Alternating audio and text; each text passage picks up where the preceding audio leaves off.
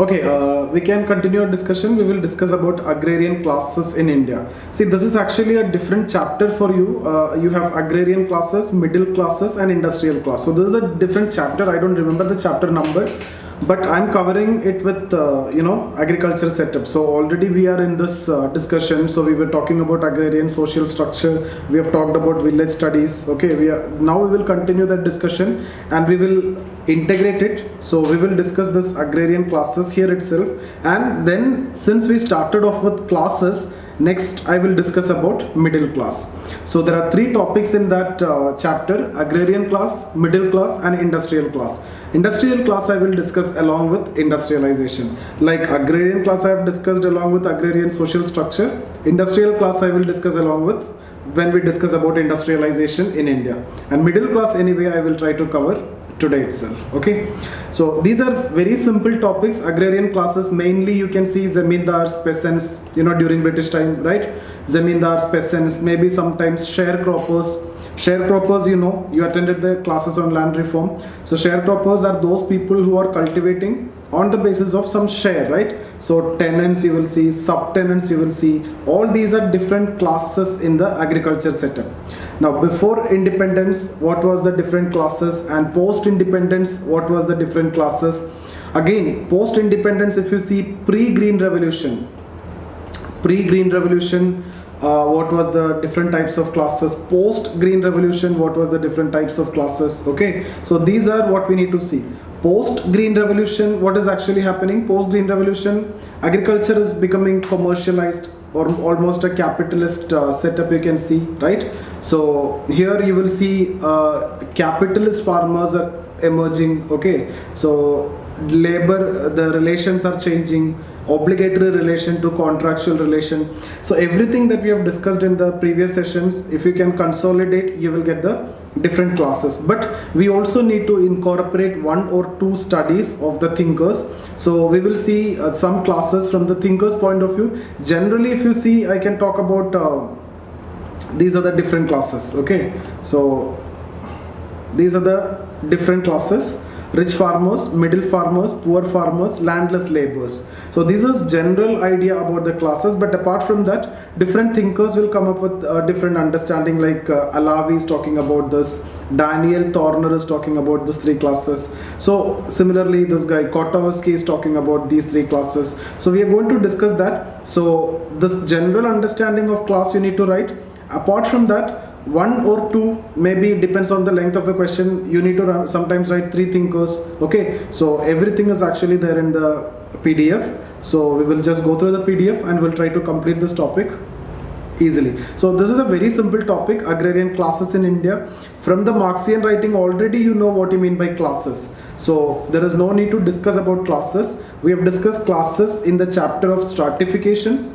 So you know what is class, okay? And we have also discussed about class when we discussed about Marx. So the definition of class and everything, here you don't want to define what is class. Here the understanding is not about what is class. Here it's all about agrarian class, okay? So the question will be like this: discuss the emergence of agrarian classes and highlight the factors responsible for it. So we will see what are the reasons or the causes of emergence of agrarian classes.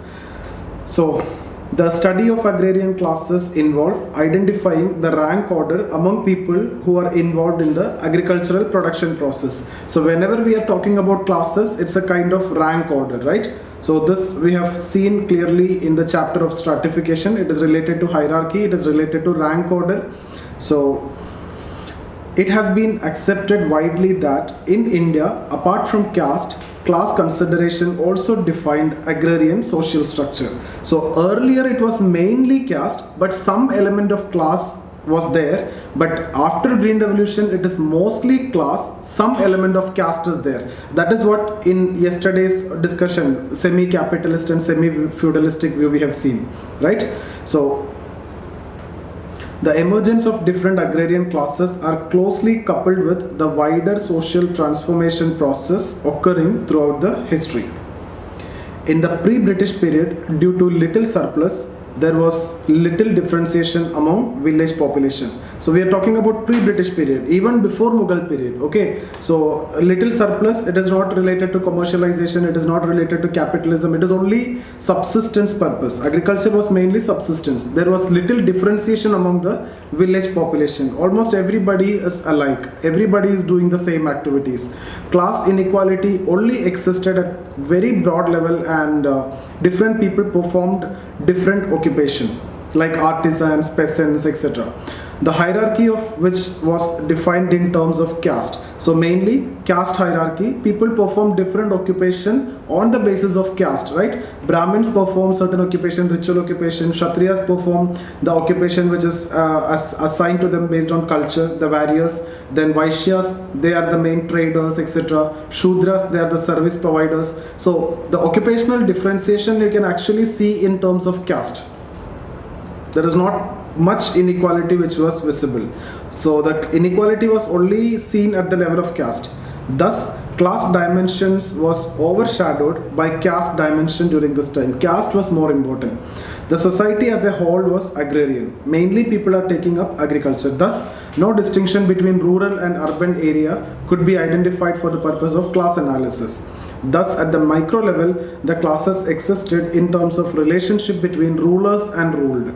So the main difference, if you talk about the class level, it is the rulers and ruled. Among rulers were the kings and his administrative officers. Among the ruled were the merchants, artisans, and various specialists and the peasants. Everybody will come under the ruled. So these are two broad class which you can see at that time. The ruled were in general exploited by the rulers. During Mughal period, although agrarian classes remained the same, but due to emergence of markets, a stable class of merchants, middlemen and bankers emerged between the two. Okay, so but still its scope was highly limited. So during Mughal period these classes emerged, but the scope was actually limited. Now when it comes to British period, yeah, we will see different land tenure system. We have already discussed Zamindari system, Mahalwari system, Ryotwari system, right? So that will result into essentially different types of class. In case of Zamindari system, Zamindars are essential, right? Apart from Zamindars, the peasants will also be there. Now Zamindar sometimes will appoint hierarchy of tenants to collect the money from the peasant who is undertaking cultivation. So different Zamindar 1, Zamindar 2, etc. will emerge here. Okay. Similarly, when we talk about Ryotwari area also, there will be a rich peasant who got the land ownership, and money lenders will emerge. Same will be the case with Mahalwari areas. So this is what you mean by class in these times, British time. Okay. So British time, class could be understood in these dimension. During British period, new agrarian classes emerged due to changes brought by the British, especially in the area of revenue administration. During this period, for the first time, a dissociation was visible between caste and class. Now you can see caste and class. There is a earlier caste and class going hand in hand. The upper caste were mainly the rulers and getting all the benefits. Okay, upper caste were mainly the upper class also. But now you can see a differentiation or a dissociation between these two. The changes introduced by the British were, they created a system of individual ownership rights over the land, replacing the earlier community-based ownership, which resulted in the sale and purchase of land. So sale and purchase of land actually started. Because of this possibility, moneylenders also emerged. The payment of revenue in cash resulted in marketing of agricultural produce, which coupled with an expansion in modern transportation system led to development of markets. Okay, so cash crops was also started now. This process also promoted the production of cash crops. Now more cash crops are going to grow on. So creation of intermediaries like Zamindars under land tenure system led to emergence of hierarchy of tenants. Like Zamindars will appoint further people to collect the revenue in case of especially absentee landlordism. So I hope you know that, right? Absentee landlordism, because under sunset law, let's suppose Zamindar and the peasant, Zamindar have to collect from the peasant and Zamindar have to give it to the state, right? So absentee landlordism means in case of this Zamindar failed to pay to the state, he will be evicted and new Zamindar will come under which law? Under sunset law. Okay, 17. So these are important from your history point of view. 1794, under sunset law, new Zamindar will be appointed. He may not be from the rural area. He may be an urban merchant, etc. So he will not be in the rural area all the time. So this situation is what you call as absentee landlordism. So he will appoint some other people like Zamindar 1, Zamindar 2, Zamindar 1 to collect revenue. This person may also appoint another person. So hierarchy of tenants or sub-Zamindars will come into existence in that area. That's what you have written here. Any doubt here? Any doubt in that particular point? No, sir.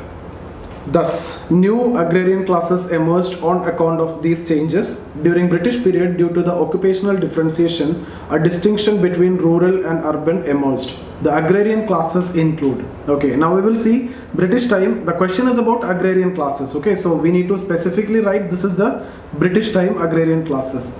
At the top of agrarian class structure were the landlords, which constituted the Zamindars in the Zamindari areas, rich farmers. So you have to write like the Zamindari areas, Zamindars, rich farmers in Ryotwari and Mahalwari areas. Why we call it as rich farmers? Because they got the ownership rights. Okay, so they are the owners and they will undertake cultivation and they will pay revenue directly to the state through the British official. So they are rich farmers. Here Zamindars.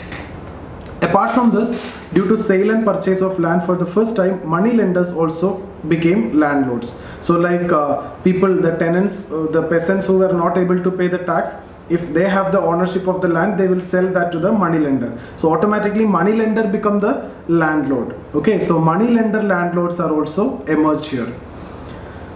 Now, Deccan rights, when you study, when it comes to history, when you discuss about Deccan rights, you will understand that the money lenders, the Mahajans who came from some other parts of the country and they captured the entire region of, Deccan region they captured by lending money and by, getting that land from the peasants. So the outsiders become, the outsiders grab the entire land in the Deccan region. So you will study that in history.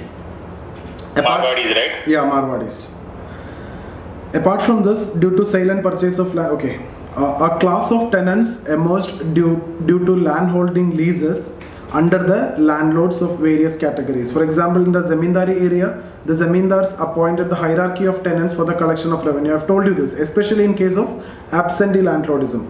This class included upper tenants, middle tenants and lower tenants. So these are different classes, okay? So you have to keep this in mind. Peasant proprietors, where the cultivators are peasant proprietors, that means they are cultivating in their own land. They are the small proprietors, where the cultivators of small plots of land with or without occupancy right. They cultivated on land mainly for subsistence purpose and represented majority of the rural population. So this class is also very important. So at the lowest level were the agricultural laborers. So almost similar to that only we will discuss post-independence also. You can see here instead of Zamindars, so here mainly Zamindars and rich farmers. So rich farmers we will discuss in case of post-independence also. Okay, now then here this instead of this middle tenants and this particular class, okay, hierarchy of tenants, we will talk about middle farmers. So rich farmer, middle farmer, and this group also we will discuss, and finally agricultural labor. So the same almost similar classification you will see in the post-independence also. So at the lowest level were the agricultural laborers like artisans, sharecroppers, etc. Under British rule, artisans were the biggest sufferers and had to frequently resort to labor work for the livelihood purpose. Due to widespread rural indebtedness, the classes of agricultural labor underwent tremendous expansion. This also resulted in the widespread prevalence of bondage in the agrarian class structure. So this point you need to highlight, because of indebtedness they became bonded labor. Okay, now the artisans suffered during British time, especially after 1813 Charter Act. Okay, so 1813 Charter Act mainly led to deindustrialization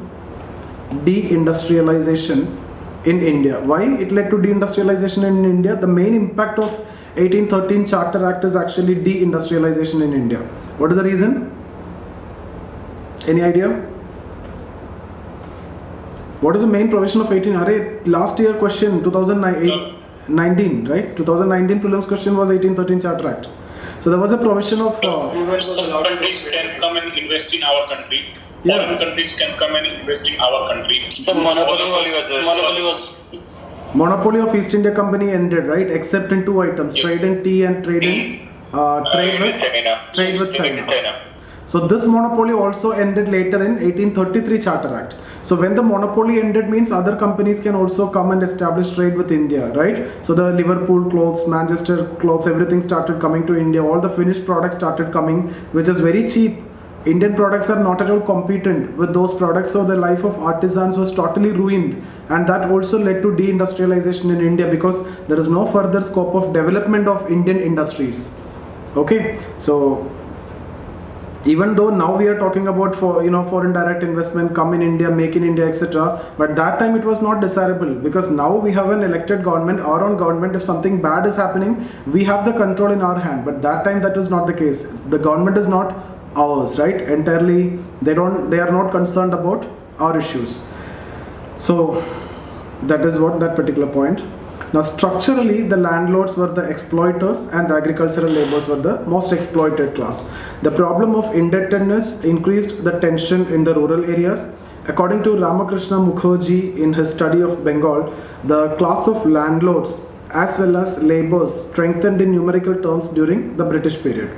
This was at the cost of self-sufficient peasantry, artisans and small traders. Various British policy made these people very poor. Okay, earlier peasantry was self-sufficient, artisans were doing good, small traders also were doing good, but because of their policies like land tenure settlement, the policies like end of monopoly like Charter Act, okay, so because of this people suffered. So all these actually have a historical connection, but in sociology we don't want to discuss about that. So we are only talking about British period. Because of their policies, this has happened, right? Agrarian classes during British period did not develop uniformly in different parts of the country. The exact nature of the classes varied with land tenure policy, right? And because in land tenure policy was different in different parts, right? Zamindari settlement, which area? Mainly eastern part of India like Bengal, Bihar and Orissa, some parts of Tamil Nadu, some parts of Benares. When we talk about Ryotwari settlement, it was mainly in entire Madras, okay, and then Bombay, and also central provinces with capital Nagpur. And then when we talk about Mahalwari settlement, it was in the Punjab area and western UP, those areas. So actually, it was regional, right? So again, land fertility, all these are connected with the emergence of classes. Now, this is the most important part. Because pre-independence, it is more or less everybody know, from history also you have studied, so you know what will be the class in Zamindari area, Ryotwari area, Mahalwari area. It will be very easy for you to write also. Post-independence also even more easy, but here since you don't know, we have to go through it. And in your reading also, if you come across any different understanding or any different studies, even in essential sociology also, many different thinkers, many different studies are written, you can add, okay, that will be value addition. Obviously you can add, because you don't want to read the other textbooks. Once these people are done that kind of effort, then you can use that studies, okay, directly get that study, add to this note. Okay, so post-independent period. In this period, a number of factors like land reforms, right? We have discussed it, green revolution, market economy, democratic political system, agricultural marketing, credit mechanism, development of transport and communication led to the transformation of agrarian class. So post-independence, these development led to the transformation of agrarian class. First of all, what happened? Zamindars as a class was eliminated. Why? Because of land reforms, right? Are you getting me? The understanding of agrarian class structure have been done by different sociologists, the analysis of which is highly influenced by Marxian assumptions, mainly, okay? Different sociologists have given different conception of agrarian class. According to Kotowski, the agrarian classes include bourgeois landowners, sharecroppers and agricultural laborers. Okay, so big landowners, sharecroppers and sharecroppers means the land belongs to A, but B is the sharecropper. B will cultivate in the land by paying some part of produce, like 1/2 will be, after cultivation 1/2 will be paid to A, or 1/3 will be paid to A. Okay.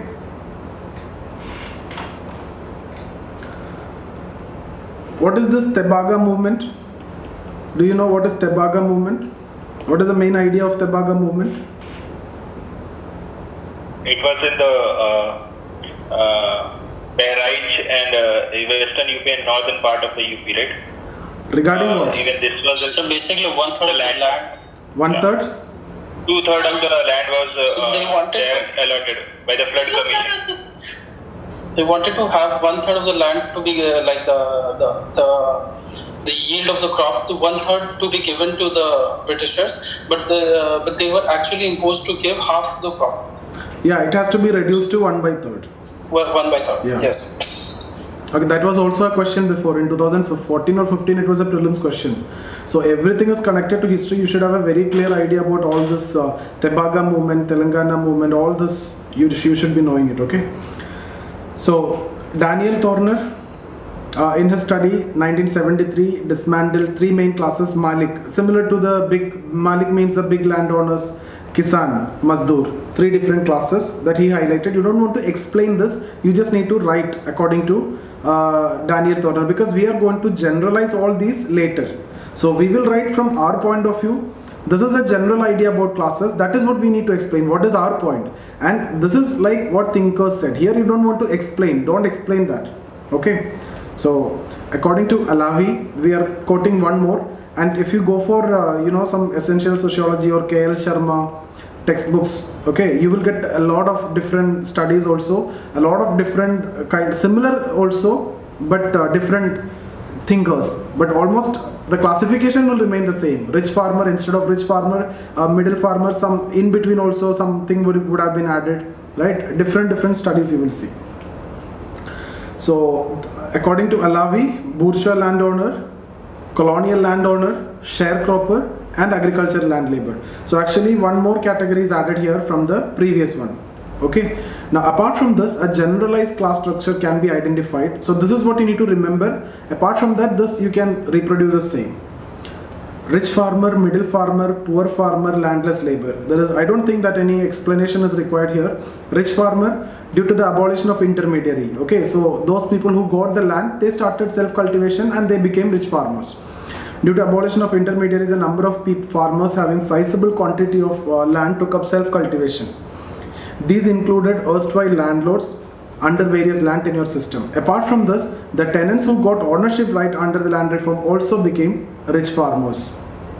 Middle farmer, these include middle tenants who got ownership rights and peasant proprietors having sizable quantity of land which generate adequate surplus to be sold in the market. This class also included the tenants of the post-independence who cultivated on land under landholding leases. These tenants were either middle or small farmers depending upon the amount of land. So it is like if you hold this much amount of land, you will be at the top or in the second category. Then poor peasants. This class included small tenants and peasants who undertook agriculture mainly for subsistence purpose. Okay, the land reform beneficiaries who earlier were landless also come under this class. The sharecroppers who took cultivation for paying their debt also formed part of this class. Then finally landless laborers, they are the agricultural laborers. So they will be like those people who got the land reform benefit, but they later sold their land and they became agricultural labor because agriculture or the cultivation became unviable for them because of the competition and various issues, the lack of credit mechanisms, etc. This class witnessed major expansion after independence due to the demographic pressure and policies of land reforms and green revolution. According to Bardhan and Rudra, there are broadly 2 types of agricultural labors, unattached and attached. Okay, so yesterday also we have discussed some of the feudal elements are still there in the Indian agriculture setup, like still attached labor you can see, like bonded labor, some kind of bondage you can see, like similar to judgment come in, some kind of feudal elements still you can see. Okay, attached laborers belong to the category of, or unattached laborers belong to the category of casual laborers who are free to sell their labor at any time. Attached labor who had continuity with association with a particular employer. Various types of attached labor include, not a big deal, extremely attached, that is bonded labor, fully attached, semi-attached. Now this is also very important, recent trends. So when you get a question on agrarian class, basically you have to talk about mainly British period, and post-independence period. But even before British period also, we have discussed about pre-Mughal and Mughal period also. So briefly, one line about this, maybe 2 or 3 line about British period, and maximum about post-independence period. And then your answer should also cover this part, recent trends. What is the recent trend? Can you tell me? Especially because after LPG, especially after Green Revolution, etc., what happened? Agriculture became capitalist, right? More capitalist element you can see, more kind of different classes are emerging, okay? And also you can see more commercialization in agriculture, and then farmers associations you can see, okay, they started bargaining for their rights, they started capturing political power. So agricultural class, the people who are higher at the agricultural class, they are also started becoming dominant politically also. So they got this acceptance as the political class also. So you can see different such kind of expansions in the recent trends. That whatever we have discussed in land reforms, you can add here. Green Revolution, you can add here. Whatever we have covered, I have not written here. The other things I have written here. Particularly after the introduction of liberalization, privatization and globalization, the agrarian classes have undergone a qualitative transformation. Firstly, it has to come here, okay? This firstly has to come here. Firstly, due to increase in overall wage level, the cost of labor has increased, leading to decrease in profitability of agriculture. So wage level increased, so the cost of labor increased, so profitability decreased. This has led to increasing tension between agrarian classes. Secondly, due to improvement in economic opportunities in non-green revolution area, there is a shortage of agricultural laborers in the green revolution area. Thirdly, there is a growing emphasis on developing policies for the workers in the unorganized sector, leading to increase in flow of benefits to the agricultural labor class like insurance, etc. Okay, so this is also something which you can see later, a recent trend. Fourthly, after new agricultural policy, close interconnection between agriculture and industry were emerged due to agricultural diversification. This has led to the beginning of change in the nature of rich farmers, which may emerge as real capitalists in agrarian social structure. So these are the main trends that you need to write. It's a very simple topic, very easy topic. Even we don't consider this as a sociological topic. This is a very general topic. Agrarian classes, pre-British period we need to discuss. British period, only thing that you need to remember is Zamindari settlement, Ryotwari settlement, Mahalwari settlement. Based on this, you already know this. So based on this, you can write. Post-independence, mainly remember this four. Apart from that, you can write any 1 or 2, 3 thinkers. If the question is about 10 marker, 1 or 2 thinker is what you need to write. If the question is about 20 marker, make it twice, like 2 to 4 you can write. Okay, so